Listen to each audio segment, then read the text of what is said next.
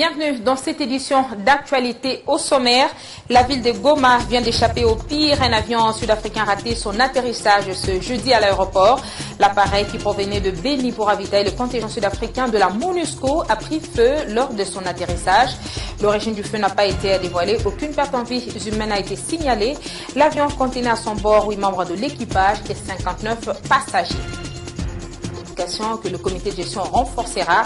Ce déguerpissement est une décision salvatrice pour tous. Vous écouterez le secrétaire général administratif de l'UNICIM dans cette édition du journal. Participation politique de la femme, sujet qui préoccupe les acteurs du domaine, voire la communauté. Plus de 60 ans après l'indépendance, les femmes, majorité absolue de la population congolaise, restent sous-représentées aux instances décisionnelles. Elles plaident pour l'amélioration de leur participation politique. Chanta Faïda et Laurel Sosongo, deux jeunes femmes politiques, auront leur regard croisé sur cette question.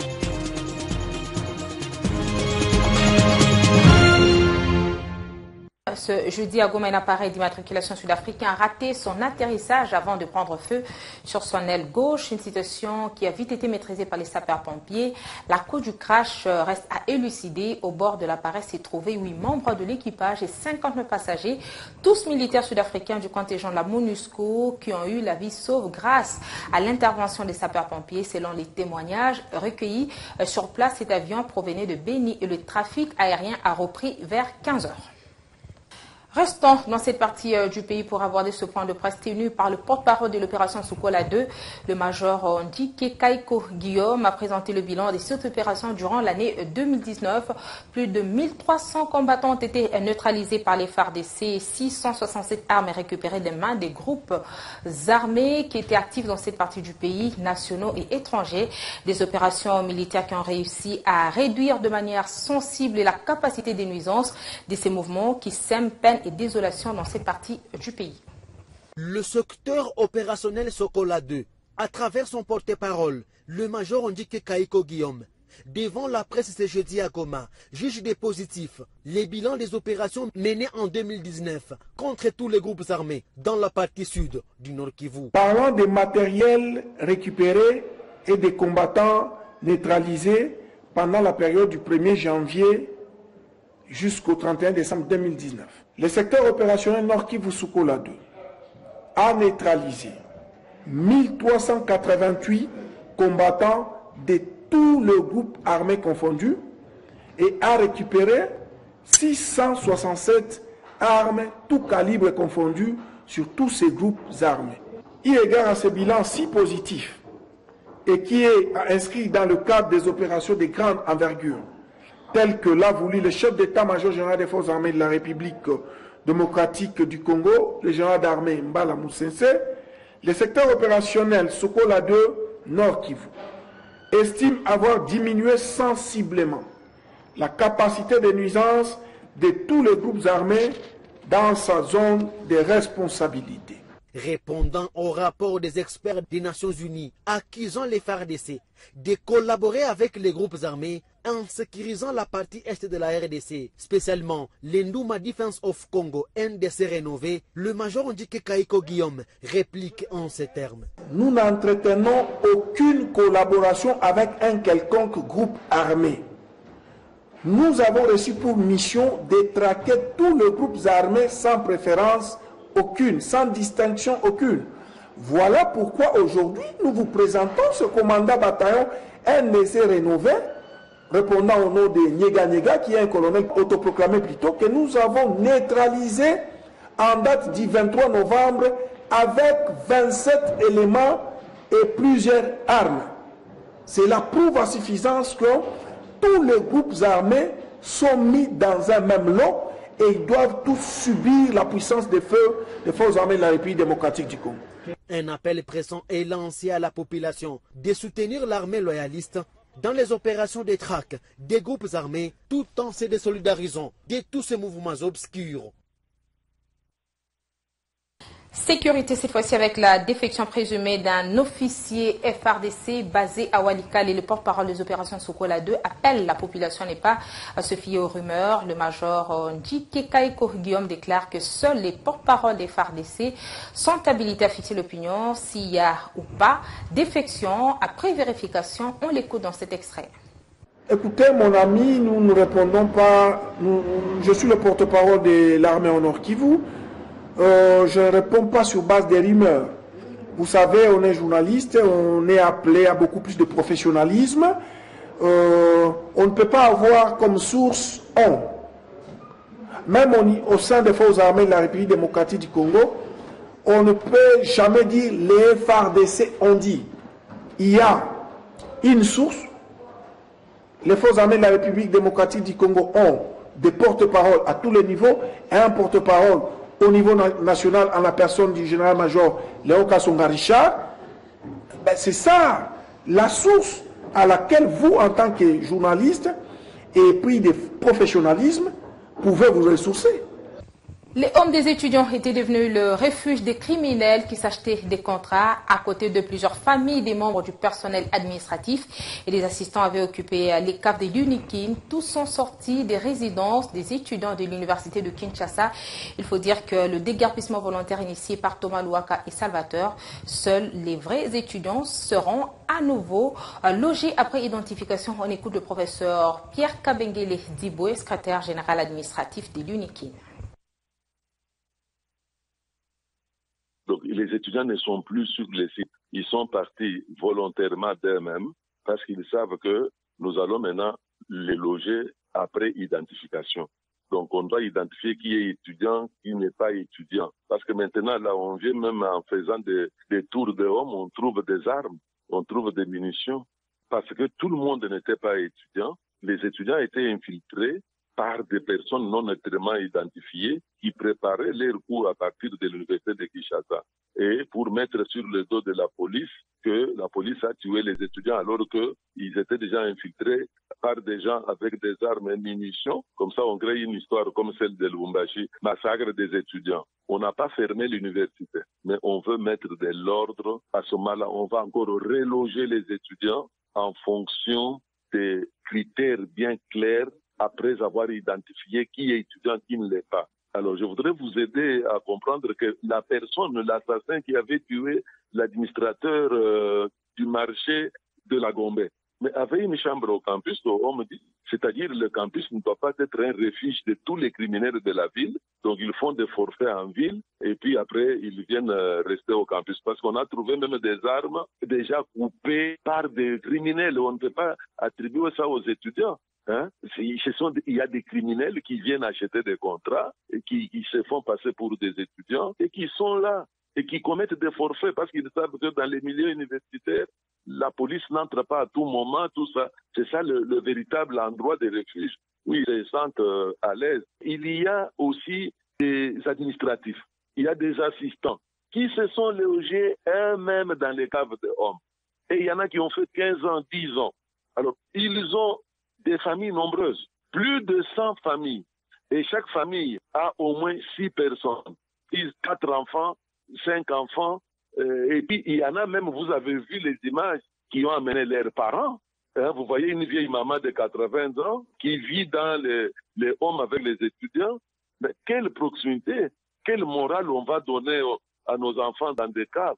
Et on ne sait pas identifier qui est qui. Alors peut-être qu'ils ont leurs cousins, leurs neveux, tout ça, qui sont des bandits de la cité, mais qui vivent avec leur famille sur le campus.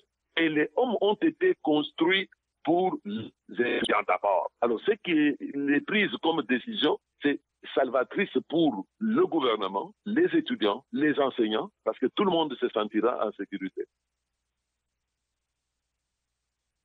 Le campus de l'université de Kinshasa est en pleine inspection. Des munitions auraient été récupérées par des agents de l'ordre. Nous en saurons davantage sur les bilans dans nos prochaines éditions. Qu'à cela ne tienne, cette situation pousse les anciens de cet alma mater à réagir. L'université est un lieu du savoir qui devrait être débarrassé de toutes les manœuvres de bas étage. Il se trouve que au campus, ce qui s'est passé avec une ampleur qui heurte la conscience fait penser à une main noire.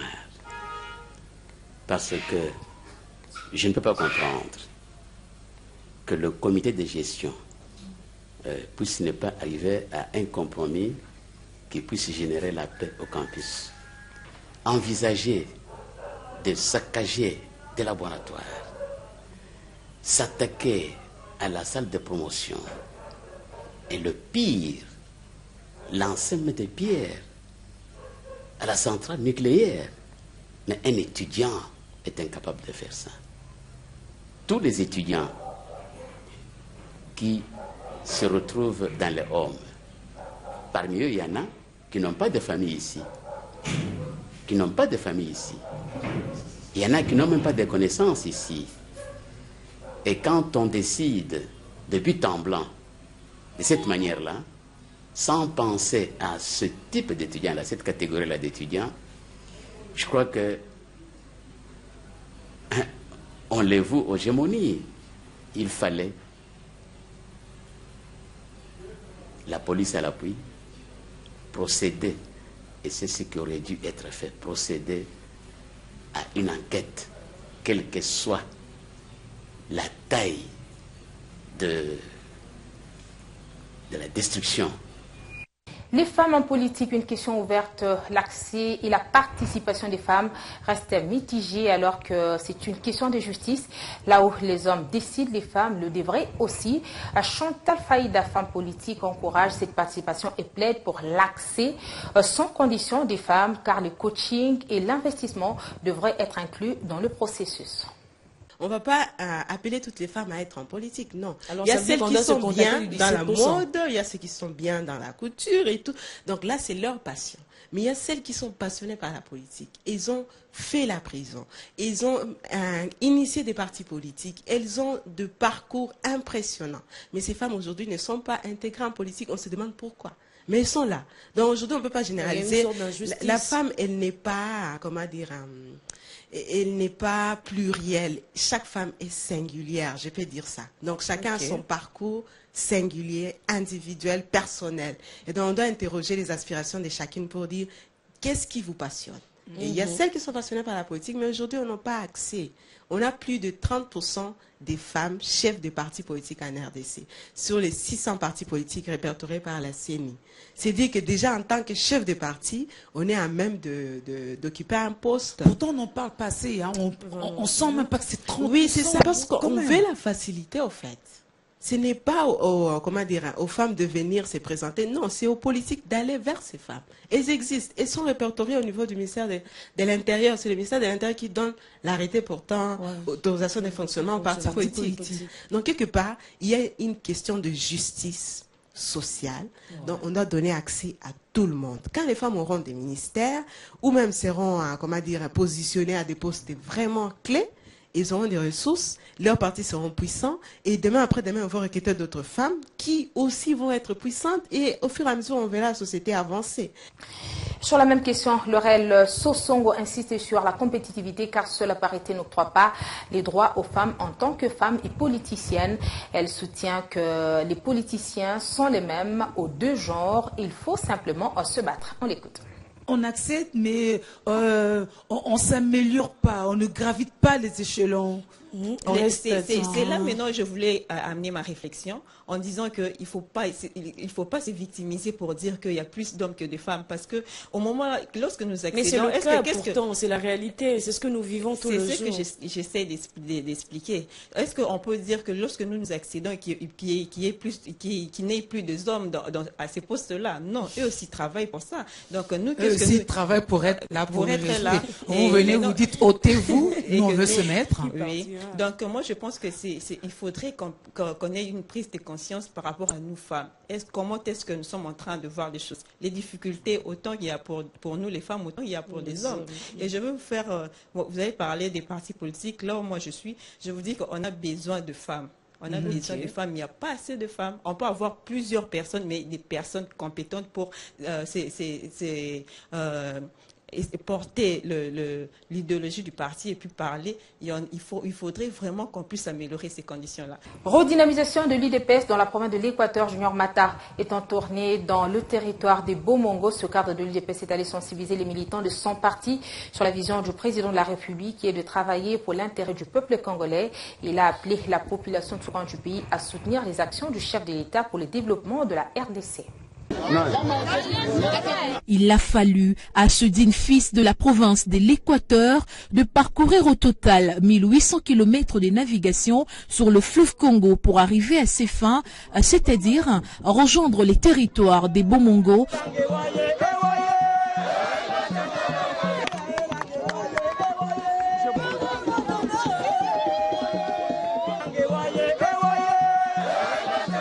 Où il a sensibilisé la population sur la vision du président de la République, Félix Antoine Tshisekedi.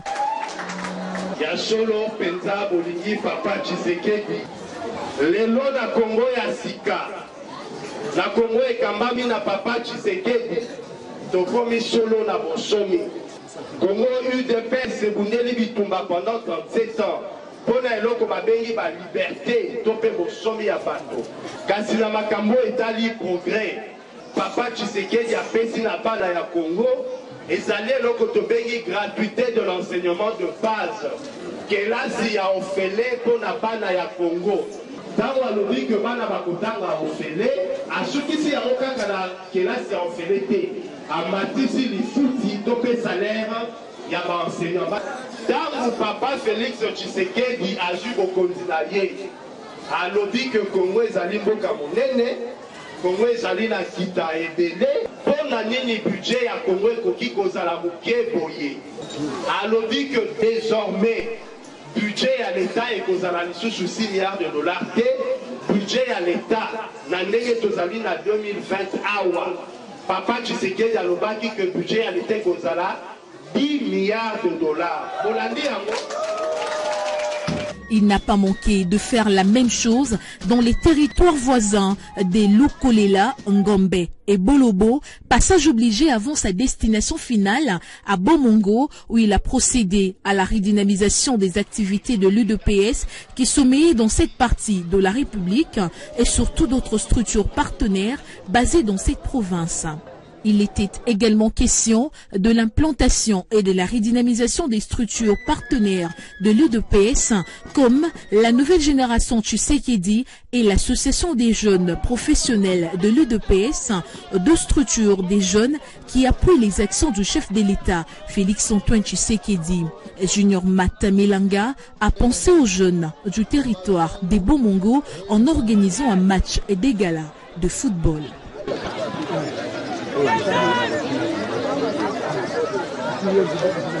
Le projet Kipa Investissement et Power Chine qui consiste en érection d'un barrage hydroélectrique à Somboué dans le Haut-Katanga fait l'objet d'une conférence débat dans la grande salle de la faculté de médecine de l'université de Lubumbashi.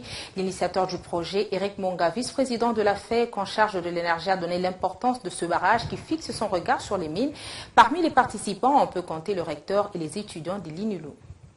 L'énergie et le développement, entreprendre en RDC, voilà le thème de cette riche conférence basée sur l'investissement dans les secteurs hydroélectriques situés dans les sites Sompoué Village. Ces projets d'équipage, investissement et power chain est l'idée du vice-président national de la FEC en charge de l'énergie et président de la FEC dans le Haut-Katanga, M. Eric Monga. Une conférence de portée scientifique qui a réuni dans la grande salle de la faculté de médecine les recteurs de l'université de Lubumbashi, différents doyens des facultés, professeurs d'université, les directeurs de trade service, une agence en douane et plusieurs étudiants. Dans son mot des circonstances, Gilbert Kishiba Fitula, recteur de l'université de Lubumbashi, a demandé aux professeurs et étudiants de s'approprier de ces grands projets de l'un des anciens étudiants de leur institution. Prenant la parole, l'initiateur du projet, M.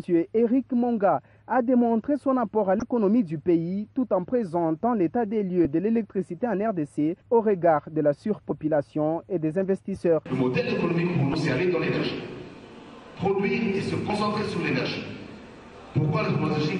Pour produire des mines. Donc nous devons maîtriser nos mines. C'est un facteur dominant que nous avons et les contrôler. Parce que les autres productions, nous ne pouvons pas les contrôler à ce jour. Mais les mines nous amènent directement de l'argent. Un investissement direct pour la croissance de la RDC concentré sur les mines, étant donné que l'énergie intervient à tous les niveaux dans les processus de production industrielle. L'agence Andouane Trade Service accompagne ces projets en transport des matériaux pour sa matérialisation, explique son directeur, M. Niembo. Trade Service est une agence en douane un commissionnaire en douane. Donc nous ne manquerons pas de nous charger de tout ce qu'il y a comme dédouanement de marchandises qui arriveront. C'est un gros projet. Nécessairement, il y aura beaucoup de marchandises qui viendront, notamment en parlant seulement du ciment. Voilà, donc c'est pour vous dire que nous sommes là, nous sommes présents et nous y participons.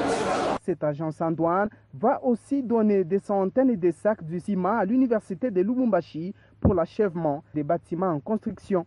Toujours près de la population vulnérable ou en détresse, Olive Lembe Kabila a délégué une délégation pour présenter ses condoléances à la famille de l'artiste et comédien Chico Dipouloulou. L'épouse de Joseph Kabila s'est engagée à tout prendre en charge. Sa conseillère en communication a donné une enveloppe pour couvrir les dépenses des obsèques de l'artiste. Le monde des artistes comédiens en deuil depuis le 23 décembre dernier. Près de 19 jours après son décès, c'est ayant eu écho des difficultés éprouvées par sa famille et ses collègues, dans la compassion qui est sienne. Maman Olive Lembe Kabila a dépêché mercredi dans la soirée sa conseillère en communication, Angèle Kanam Kisinda, pour consoler la famille et prendre langue avec le comité organisateur mis en place en vue de voir dans quelle mesure accélérer les démarches pour assurer dans les plus brefs délais l'organisation des funérailles de l'artiste. L'épouse de Joseph Kabila, qui s'est engagée à prendre totalement en charge ses obsèques, a remis à cette occasion une enveloppe nécessaire devant couvrir. Il a reçu ce don des mains de la représentante de Marie-Olive Lembe Kabila, a exprimé sa gratitude pour ce geste qui constitue un véritable soulagement tant pour la famille biologique que professionnelle du défunt. Et ce n'est pas donné à tout le monde pour battre, pour ça battre. Parce qu'on va belé dans mon vidéo, dans RDC. Mais il y a des mamans qui ont le bas. Babota makanango, bayeko la ramote. Il y a bota manango et à Zolanda, l'enzamba tindaye. Donc le qu'on a ça wana nzamba tindaye pour ça. Encore pour une fois, merci à maman Olive Lembe Kabila. Maman ni mama Oyo a salissé les sous pour deuxième fois un problème tout ça. C'est donc confirmé, Chico Pouloulou aura droit à des obsèques dignes avant son inhumation programmée ce 12 janvier à la nécropole entre ciel et terre. L'exposition du corps par ailleurs est prévue au stade Vélodrome dans la commune de Kintambo. C'est par cette action de cœur que nous mettons un terme à cette édition du journal. Madame, Messieurs, merci de nous avoir suivis.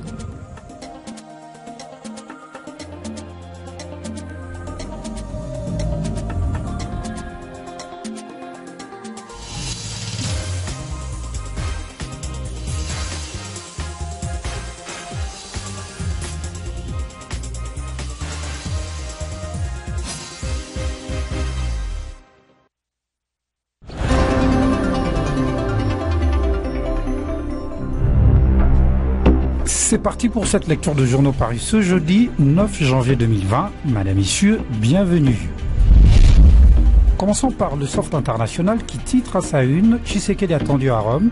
Selon cette publication de droit étranger, s'étant largement mobilisé pour forcer Joseph Kabila à quitter le pouvoir, le pape François devrait recevoir en principe son successeur Félix-Antoine Tshilombo Tshisekedi en ce début d'année et certainement se rendre ici dans la ville-province de Kinshasa, à Beni, Butembo, dans la province du Nord Kivu, sauf s'il vient à abandonner la fonction comme certaines sources l'annoncent. Ce 20 janvier 2020, le tête-à-tête avec Félix-Antoine Tshilombo Tshisekedi est inscrit à l'agenda papal, mais n'a encore fait l'objet d'aucune annonce à Rome. Le pape François devrait accueillir en audience privée le président congolais Félix-Antoine Tshilombo Tshisekedi, fait savoir notre confrère. De poursuivre que l'ambiance devrait être singulièrement plus détendue que lorsque le souverain pontifie avait reçu le Fils, musée en septembre 2016 au Vatican. De son côté, le président Félix Tshisekedi espère mobiliser le réseau catholique pour initier une méditation générale avec la multitude de groupes armés actifs dans les Kivu et dans l'Ituri, conclut le Soft International.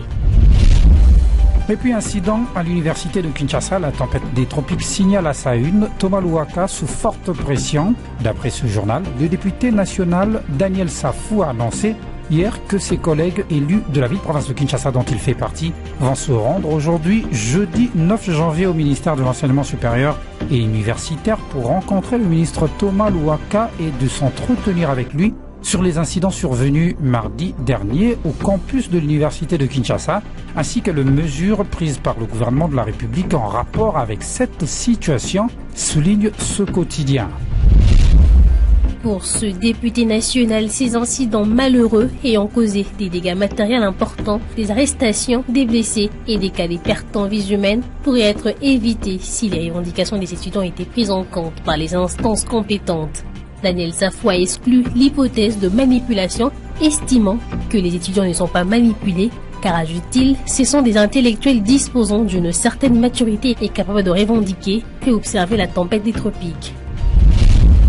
Et enfin, en page sportive, la Prospérité annonce Confédération africaine de football 2, le Daring Club Motema Pembe à France, le Football Club Renaissance de Berkane ce dimanche 12 janvier 2020. La formation sportive de Daring Club Motema Pembe va se mesurer une fois de plus à la formation de Renaissance de Berkane ce dimanche 12 janvier 2020 au stade des Martyrs de la Pentecôte. Ce duel est pour le compte de la Manche, retour de la phase de groupe de la Coupe de la Confédération africaine de football, explique notre consoeur. Formation de Renaissance de Berkane ce dimanche 12 janvier 2020 au stade des Martyrs de la Pentecôte. Ce duel est pour le compte de la Manche, retour de la phase de groupe de la Coupe de la Confédération africaine de football, explique notre consoeur. Humilié à l'aller sur un score fleuve de 3-0 par la formation marocaine de Renaissance de Berkane à Casablanca, les poulains du technicien Isaac Ngata se sont rapidement remis au travail pour préparer ce grand rendez-vous. Pour ce faire, les Immaculés vont se pointer sur le gazon synthétique du stade de Martyrs ce dimanche comme un lion blessé, exhibant ses griffes pour répondre urgemment aux exigences du public vert et blanc de la capitale Kinshasa. Note la Prospérité. Madame, Messieurs, c'est par cette note que nous mettons un terme à cette lecture de journaux. Nous vous remercions de l'avoir suivi.